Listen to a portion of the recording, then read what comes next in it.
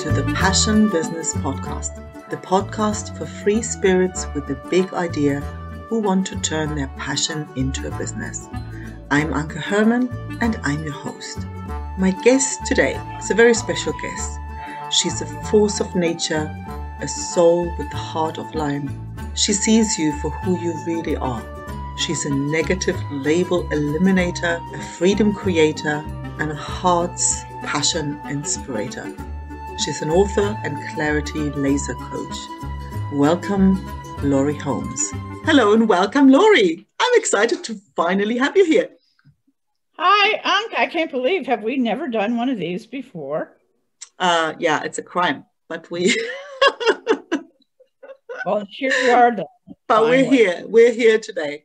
So for those people who don't know yet who's my guest today, Laurie, let us know, where in the world are you and what the heck's your business?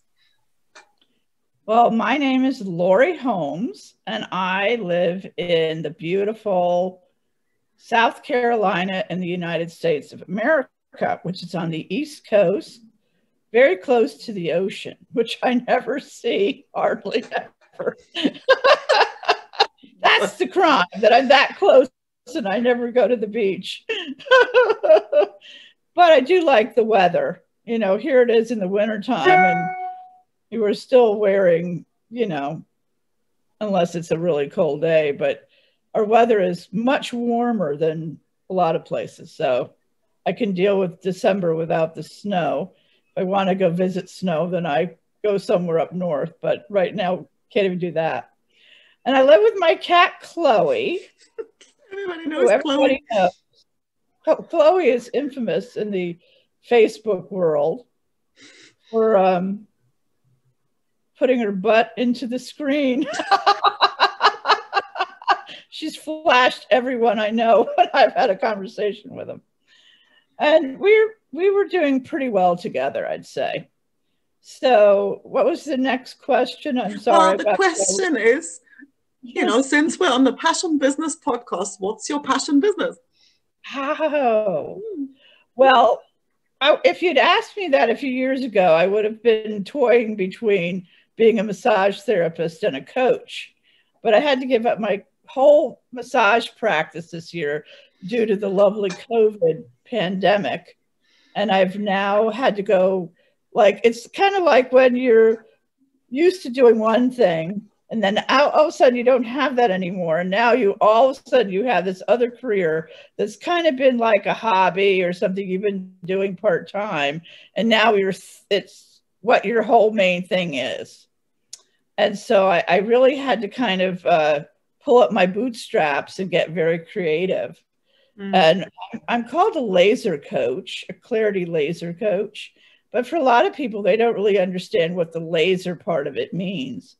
And I was given that title years ago by a client who said, you go straight to the point. You get right in there and you dig out like what happened. And so I said, oh, and it kind of stuck after that. I've been on a journey for over 10 years of becoming a coach. I started 10 years ago with an online coaching program. And in the midst of that program, I decided I wanted to be a transformative coach. And then I started learning who are the best coaches in that realm. And two names popped up. One was Michael Neal, and the other one was Jamie Smart. And now 10 years later, I've actually trained under both of them. And so it's given me a very, very deep grounding in something called the 3 principles of mind, thought, and consciousness. And in the middle of all that training, my laser sessions started showing up as a way that I could have conversations with people that would really target the misunderstanding that was created in childhood innocently, that's showing up in the now time as a repeating pattern or repeating belief, a repeating truth about who they think they are. And it just shows up everywhere in everything. It's kind of like sticky, gooey molasses that's in everything. And so what my job is to kind of have them see that in a way that it no longer works. So if you know that something doesn't work, why would you keep doing it? And so that's the curiosity that I have, that people come front and center with this stuff. If you're going to keep doing what doesn't work, well, that's on you, you know. But if once you know that it doesn't work, isn't it more likely that it will start to kind of resolve itself on its own and you don't have to do anything with it, kind of thing? Yeah, there's an awful lot in there. So let's just go back for a second, because we'll get back to here, because there's quite a few things that I want to ask about, and I want you to dig in deeper. But before we get there, when you left school, what did you want to be? Oh, let's go back. Are we talking about coaching school? No. Like literally when you're 16, you know, or 18 or whatever, out of school. Because see, the interesting thing always with, I mean, I've had a couple of people who started their business, and, you know, one of them even a coaching business right out of school. Like at 21, there she was coaching people, right? But that's not common. So I'm curious, what was your first idea of what you do with your professional life? Oh, I'll tell you exactly what it was, which now I'm really laughing inside because I am actually doing it in a different way. I wanted to be a kindergarten teacher. Now that's interesting, isn't it? Now, what's funny about that? So I think kindergartners are a hell of a lot smarter than adults, right? Because there's a couple of things that kindergartners know that adults have forgotten. And what they know is they know how to play.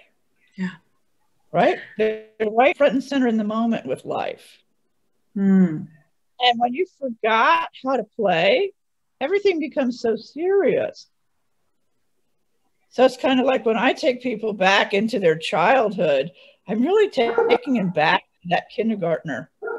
I'm having them remember what it was like then to be that creative and that imaginative.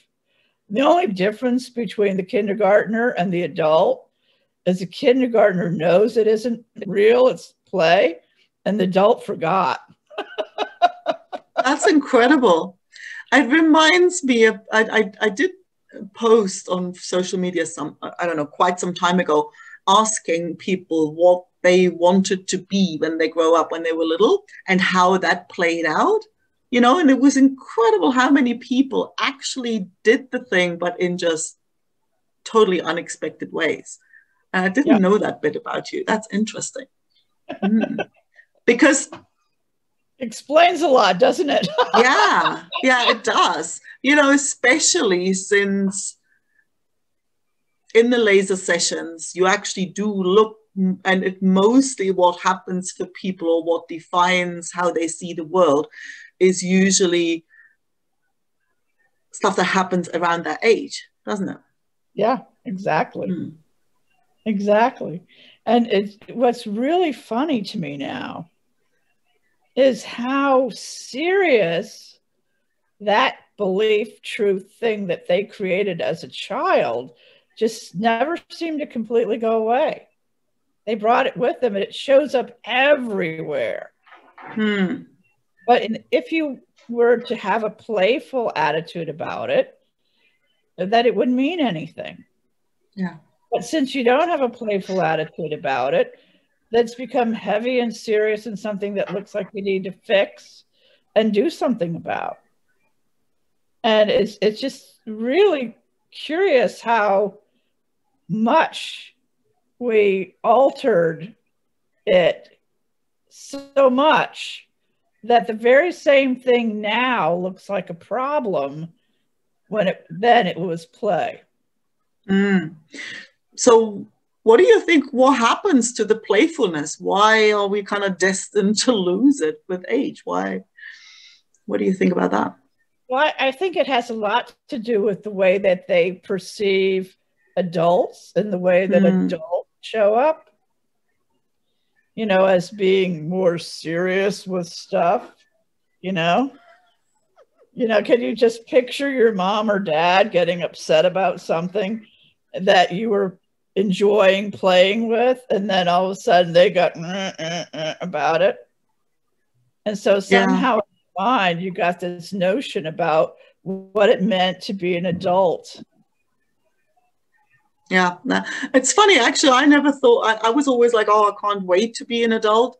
Because I remember my mom saying like, oh, well, you have it easy, you know, you just have to go to school, you know, and I always thought, I think you have it easy. You come home from work and you can forget about work. I still have exams and homework to worry about, you know. So yeah, it's interesting what we make of things, isn't it? A perceived reality and the truth. So it's kind of like what I work with people in the laser sessions. I look at their perceived reality and the truth about it, because that's where the rubber meets the road a lot, is that we carry that perceived reality with us through our whole life, and we're literally reacting to everything in our life through that perceived reality. And that perceived reality isn't the truth, and it isn't even happening right now either. And I guess yet, if we knew it was perceived, then it wouldn't be a problem, but we kind of don't know that bit, do we? Nope. Nope. Until we wake up and go, oh, wow, yeah. That's not how it works, is it? Now, I'd love to hear an example of that, what you just explained, you know. So what's the perceived reality, you know, something that somebody formed as a child, and how that plays out, and what happens when you actually eventually see through. Do you have like a story of somebody, you know, obviously without sharing names or anything, like a story where you could kind of illustrate how discovering that misunderstanding, how that actually makes, like how that plays out? Well, I'm going to go back to one of the original people I worked with, because his stands out in my mind. So many times I have great conversations with people and I don't remember any of it. But this one had such an impact on me personally. And it was one of the first ones where the laser session just, all of a sudden it was like, holy moly, this does make sense. So I believe I was still in clarity training with you. And there was another person in our group whose name shall remain nameless, a guy that I was having a conversation with. And funny enough, because you and I discussed this before the recording started, that I wanted to really work with both sides of a relationship so people could see not only how they see it, but also how their partner sees it. Because sometimes we get caught up in the misunderstanding with our partner and their world and the world that they've created as truth and real. That's not truth or real. So in this particular set, he came to me and we were doing, I was doing what would look like a clarity session with him. That was, i.e. a laser session. And he came with a relationship issue. And he was telling me how he had issues with women in staying in the relationship for any length of time before it would dissolve or fall apart, or they'd want to leave or whatever. And so I got real curious with him about what might have happened when he was a kid that would have brought about that misunderstanding in relationships. So when I work with anyone, this is for the viewers or the listeners, I usually identify an area in the body that seems to be that holds an emotional feeling. And then I take it back to an early memory where that feeling in the body was present. So he was feeling a lot of sadness and stuff around his heart, for instance. You know, the feeling that this relationship was going to abandon or leave him. So when I worked with him, he went back to being the age of 6 years old. And I asked him what had happened at that time. And it was, you know, I'm not, and let me clarify this for anybody listening or watching, I am not a hypnotist, hypnotherapist, or any of that. I don't know how to do it. It has nothing to do with hypnosis. But I swear to God, in that moment, a 6-year-old voice came out of his mouth. And what he said was, well, I'm sitting in a counselor's office and I'm about 6 years old. I'm 6 years old. And I said, what happened? Well, what he'd explained to me was that his parents were separating and going to get a divorce. And he was sitting there playing with his toys in the counselor's office. And then all of a sudden the counselor says to him, who would you rather live with, your mom or your dad? Now, when I heard that, here I'm supposed to be neutral. And all of a sudden I went, ugh, inside my body. I literally felt inside my solar plexus area what that would be like for a child to decide who they wanted to live with. And he was beside himself as he's sharing this with me, getting very, very sad. And I'm thinking, well, that's the worst question. This is what I'm thinking in my own mind. That is the worst question anyone could ask an innocent child, to put the burden and responsibility on them to choose who they want to live with. Like the worst question you could ever ask a child. But in that moment, he felt this horrible decision. If he decided to live with his mom, he knew that was going to hurt his dad. And if he picked his dad, he knew it was going to hurt his mom. So either way he went, can't win, can you? It was going to be a horrible no-win situation. And he carried that with him. And I forget now who he ended up with. But it was that being in that place where love looks like it's a decision. I'm going to lose the love from this one if I choose that one. And so he couldn't make a choice. And so love in that sense kind of died within him.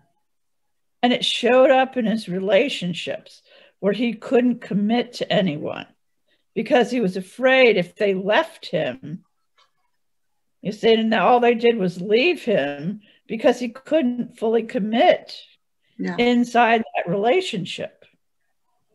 And so it was showing up everywhere because of this misunderstanding of where it looked like those feelings were coming from in that moment.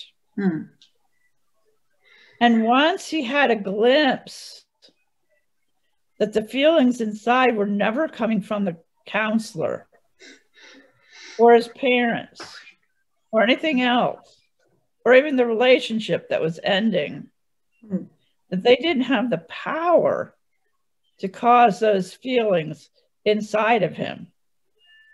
It was like this dam burst open.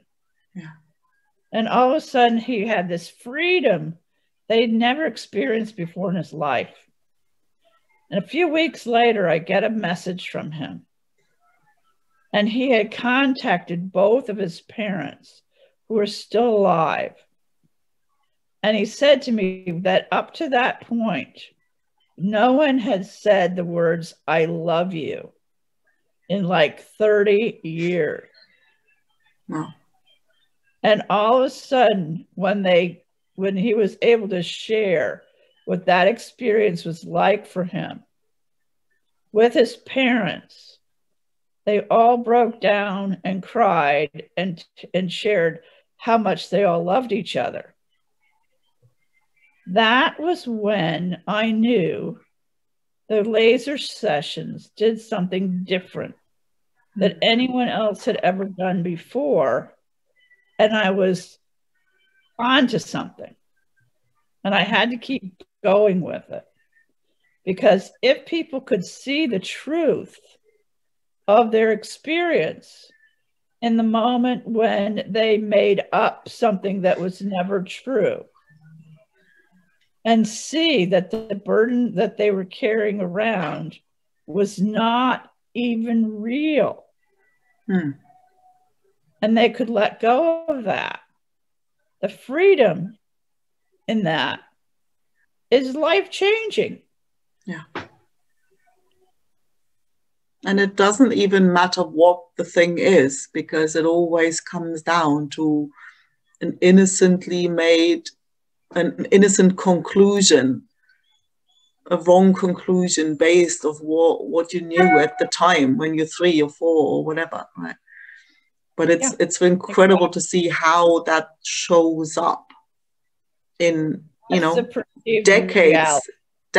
And I think it's probably a little bit like confirmation bias. If you kind of decided that this is how it is, you probably see it everywhere and get it confirmed everywhere. So I think you probably feel more right about it a few decades later than rather than letting go of it. Exactly. And what I'm even more now curious about, like super duper curious, and I got a little taste of it with you, which we don't have to share it here. But what I got really curious with is when people are having conflicts in their relationship. And I get real curious with them now about them seeing through the eyes of their relationship that they did the same thing. Yeah. And you can see the pattern that played out in their life, and you're the perfect person to exemplify whatever it was that they believed was true. So you're playing off each other, and you're making your lie true.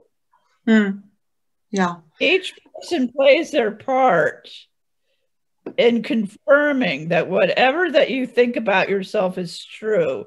It must be true, because they're like the perfect person for you to have around you to continue to keep that lie going. And yeah, you have a good giggle out of that, do you? But see, also on, like, say, I look at it from just to quickly fill in the listeners, we've had a session because I've had a thing going on, and what I found remarkable was way out of the things that I shared about myself, the other person, and the relationship, you could see the pattern a mile away, right? So you could, and I think it's really difficult when you're emotionally involved. You probably, I don't know, it's one of those things. It's very difficult to see for yourself. And, I might have had glimpses, but I could never see the overall picture and how, so it showed really, it made really visible the patterns both of us were enacting. Like, there's one pattern over here, and you could really see the way you summarize what's going on, right? Yeah, this has nothing to do with me, does it? Right?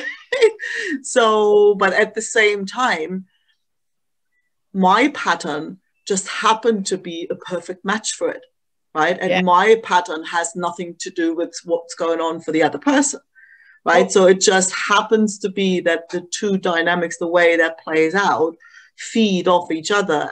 And it's like, it helps you recognize your own part in the whole thing without having a sense of guilt attached to it, right? Because you can see that it's just that, oh, okay, so I'm just playing out what I picked up when I was 3, and the other person, they pick up what they interpreted one way or the other at some point in their lives.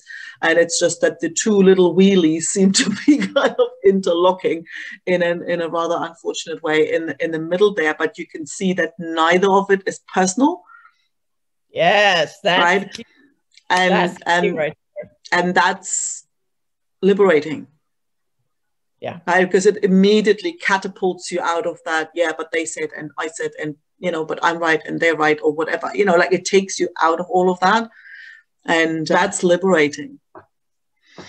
Yeah, and you can see how that if you could see through that, then the next time that situation arises, and you just shared one earlier with me, that you have a completely different I say mindset, but your way of dealing with it is completely shifted. Yeah.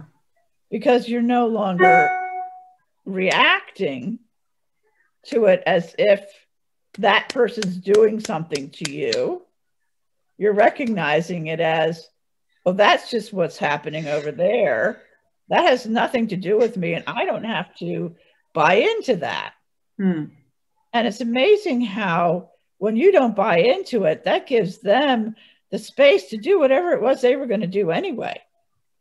Yeah. They didn't need you. You're just the crutch that they were going to use. So they didn't have to get their hands dirty or their feet wet. So you step out of the way, and they've only got them to deal with it. They're going to deal with it. We sometimes enable people to be less than they are. And if we start to realize that they're God walking around in spiritual clothing inside, and they're perfectly capable of doing whatever it is that they need to do without us, we step aside, and all of a sudden it's amazing what they can accomplish. And actually that just reminds me, that really brings something up, how what you're doing is different. Because before I got onto coach training with Jamie and all of that, I had a little dip into the world of Tony Robbins kind of coach training thingy, right? And so there's Chloe Madani, or what her name is, can't remember. So she's the relationship guru kind of, right? So she's the expert on relationships. And so every time there's a recording where there's some sort of relationship issue, right? Her response was always like, it always felt, let's call it, not, I mean, she didn't mean it accusing, but there was always like, well, no, they didn't do anything. It's just your problem that you're seeing it like this. And so if you were more understanding, and so it was, I don't know, it just doesn't. So now all of a sudden, all this shit situation is kind of my fault, and it's my responsibility to be even more understanding, to kind of not, like, it just felt like more work to do and more, and all of a sudden it didn't feel like ownership. It felt like kind of putting guilt on almost. Yeah. Or responsibility or something, for something that isn't really your thing, right? But if you see how these patterns are formed for each of us, right, then then it's about, oh yeah, I can own my part without beating myself up for it. Yeah. Right, because you see how it got created at the time. And then all you can feel is compassion for that poor 4-year-old who's sitting there, and doesn't understand what's going on, right? And I think that's the difference, that allows you to own the situation and own your part in it, especially when it's between, like, it's some kind of relationship where, that everybody can say, oh yeah, there's always two, it always takes two to tango, right? But it can really feel sort of accusing if that's not understood right. And so what you do, allowing people to see how that actually happens, how the other person got to where they're at, and how you got to being where you are, and how just the interaction of that caused the dynamic that's playing out, and then usually you can see how it also plays out elsewhere, so that it doesn't have to do anything with the other person, but it just doesn't have that heaviness of, oh God, I screwed up, right? It's like, oh, what makes me want to give that 4-year-old me a big bear hug, right? Yeah. And that's really the difference. Yeah, I remember who it was, and I want to think it was one of the Franskys, it might have been Linda, talked about the fragility of being human and the innocence of it. Because you think back, excuse me, all of our understanding that we have now was formed between the ages of 0 and 7. Everything that we learned and felt and understood and perceived was given to us between those ages. Yeah. Any pain we experienced, any love we experienced, anything at all. And so because we're coming in with a limited understanding to begin with, because we're starting from scratch, basically, we are in a continuous creation mode of making up what we perceive. Yeah. From day one, we're making up what we perceive from day one. It's an illusion. What you made up is unique to you, and what I made up is unique to me, and everybody else has made up what's unique to them. But what we made up and what is true are not necessarily, and as I'm seeing it now, not at all the same. Right? When we can talk about things like color, for instance, that the perception of color is different for everyone. Yeah, you ask my mom. Go tell her, oh, this is blue. She goes, no, this is green, right? Yeah, so even if color, sound, taste, all of our senses are all perceptions. And so if we are perceiving our world and we're deciding that that's how it is, and yet somebody else perceives it, and they're not exactly in sync with each other on how they see it, well, now you have a relationship based on perception, your perception and your reality, and his perception and his reality, or her reality, or whatever combination you have out there. You are not seeing it the same way. Yeah. And so if you're not seeing it the same way, and you're both trying to argue your point in it, no, my way is the correct way and your way is not, you're not going to get anywhere.